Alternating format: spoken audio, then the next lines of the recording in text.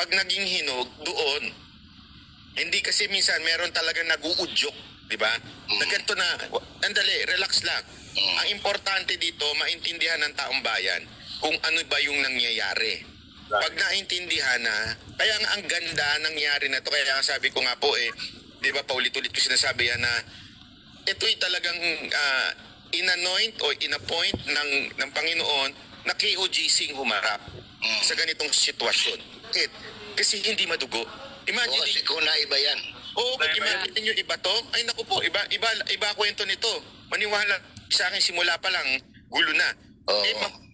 Mga taga KOJC talaga alam naman natin, yun ang tinuro sa kanila ni Pastor, mahalin ng kapwa. So kahit to sila'y kaduluduluhan na, kahit to sila'y giniigipit na sa kanto, they're trying their best to love yung mga kalaban pa rin. At correct. Mabuti kasi ayaw ng ating Pangulong Duterte yan na magkaroon ng dahas. Yan po ang pinakaayaw niyang mangyari. At salamat talaga sa KOJC. Kayo ang nangyari sa inyo ito. That, hindi sa iba. Kasi kung sa iba to, ang gulo nito. Civil war. Civil war na to. Civil war yan. Example na lang yan, yung mga madugong dispersal ng mga strike, labor strike. Sa Benjola, halimbawa. Ito mo yung, kahit anong panahon ni Marcos, panahon ni Cory, yung mga farmers from Hacienda na binagbabarelo. Tama. Yes po. Napakalaking ehemplo yung ginawa ng KOJC, no? Yes. You can peacefully stand up against oppression, no? Ginagamit yung state instruments. Yes, meron nung nagko-comment na meron na daw, biglang ayan na naman si Abalos nagpapapresko na naman. Siguro, narinig na naman niya yung mga balitang ito. Kasi nakatutok po yan sa atin. Nakatutok po talaga. Hindi siya pero nakatutok po sa atin yan. Yung mga pinagsasabi, kaya nga ang init ng ulo ni Torres Abanateros, di ba? Talagang gustong ipakulong Nakatutok po talaga sila sa atin. At siguradong nakarating na sa kanila, na-booking sila. Kaya siguro ngayon, alam niyo na, sinusubukan nilang isalba yung Receiving. Ako, nananawagan ako sa mga kapatid natin sa KOJC, huwag pa rin po nating tigilan. Correct. Bantayan pa po natin. Of course. Ipaputa po sa laban. Yes. Tsaka Mas delikado na. Ito ang mas delikado ng laban kasi nasa custody na nila si Pastor. Ito turnover na yan kasi PNP na yung may responsibilidad dyan. So, dapat mas maigi pa yung pagbabantay. Teka, gusto ko lang it's a turnover yan sa court. Yeah. Sa court. Sa court. Ngayon, whether the court will have him detained at Krame or the court will say for his safety, i-detain siya sa ISAP. So sa Aguinaldo, hindi pa natin alam. But it is going to be the court, no? To decide, yes. Tama. Pero nevertheless, dapat maigi pa rin na bantayan. Oo. Kasi nga, hindi natin alam. Tingnan mo na nga yung ginawa nila dyan sa KOJC. So, hindi malayo na may mga plano din sila dyan. Diba? Correct. So anyway, it's both a win for KOJC and a big loss for the government sa nakita ko dito. At pero ultimately yung pinaka-winner nito, Boss J, Boss Banat, no? Ang tao bayan, ang Pilipinas. Yes. Tayo ang ultimate winner nito kasi nahubaran na nga yung tunay na... Ang SMNI po ba hindi imbitado sa press con ngayon ng ni Abalos? On the way na po yung team natin doon, sir. Meron po. Okay. Hindi kasi alatang na po sila ngayon talagang sinusubukan nilang ayusin yung kwento Bakit nandiyan pa sila Franco at si Troy they can always Yes. Nagunahan sa kwento kaya tuloy iba-iba ng kwento ngayon. Kaya nga mga kababayan, abangan natin ito kasi hindi yan ang talagang sinabi ng ISAP, hindi ko sila nagsasalita sa mga ganyang bagay. Hindi ko sila nakikisali, hindi ko sila nakikisawsaw. Kahit noon pa, kahit yung mapansin ninyo yung mga nagkudita noon, hindi ko sila nagsasalita pero involved. Alam mo nila yung mga yan. Ngayon, hindi nila pasisinungalingan ang sinabi ni Abalos. Yes. Pero ako na ho nagsasabi sa inyo, sigurado ako ang dami na ho dyan ang naiinis. Hindi ko sila naiinis dahil sa pangyayari na nahuli o hindi nahuli. Ang kinaiinisan nila dyan yung, sandali, kami yung humarap at kami yung may kasunduan. Kami yung mapapahiyaan nito. Di ba? Ganun ang nangyari.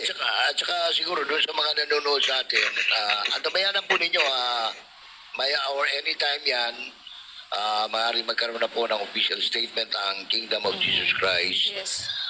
Either sa pamamagitan po ng chairman of the board ng Jose Maria College Foundation, si Attorney Daina Tolentino Puentes, o kaya kung papalarin po tayo, ay magkaroon ng pagkakataon si Attorney Israelito Torion, no? Na siya mismo kasama dito po sa pagsuko ni Pastor sa Intelligence Service of the Armed Forces of the Philippines. That will come anytime tonight or today. Kami masarap, palagay ko makakapaghapunan tayo ng maayos-ayos ngayon. Kasi wala na yung stress masyado, tsaka yung Makakatulog na po yung mga banateros doon. Iba yung banta sa kanila. Basta simula pa kagabi. Na house arrest na po ang mga banateros dahil mainit ang dugo ni Torre.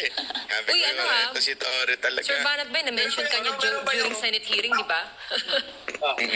Tama ba yung nakita ko na may mga parang prison bus dyan sa labas, Ina?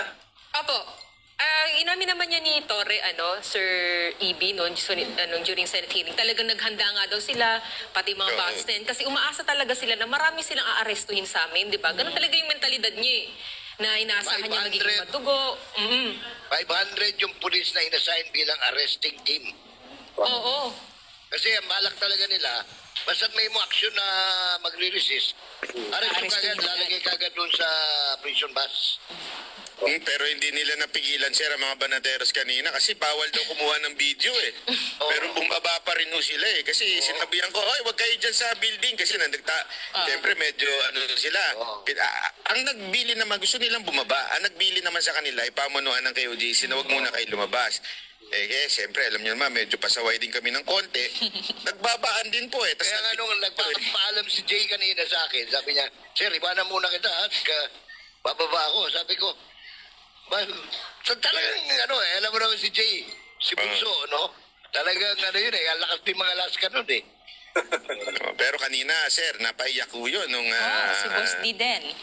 Oo, kahit si Boss Dad. Lahat po sila kasi Yes. talagang iba yung stress Alam ko yan yung stress na maaari kang makulong. Alam mo yun di ba? So sila, nasa baba yung pulis Anytime, akyatin sila. Pwede talaga silang mayari Pero gayon pa man, nakakatuwa dito sa mga kasama natin dahil nanindigan sila kasama ng KOJC. Again, hindi ho ito credit ng Banateros dahil po ito sa kabutihan ng ginawa ng KOJ sa amin na ibinabalik lamang po namin.